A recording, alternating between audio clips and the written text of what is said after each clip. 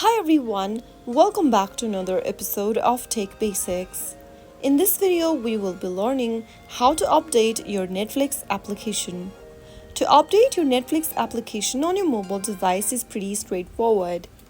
First of all, open your Google Play Store or your App Store, depending upon your device's type. Now in the search box, type in Netflix.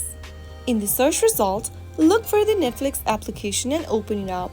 Now in this preview page for Netflix app, if you see an update button in blue, simply tap on the update button to download the latest update for your Netflix app. If you don't see the update button, it means you already have the latest version of Netflix installed on your device and you are currently using the latest version. So that's how you easily make sure you've updated your Netflix application. If you found the video to be helpful, go ahead and give us a thumbs up. Don't forget to subscribe to the channel by hitting the subscribe button. Press the bell icon so that you'll never miss another upcoming upload from us. I will be back again in the next video. Thank you for watching.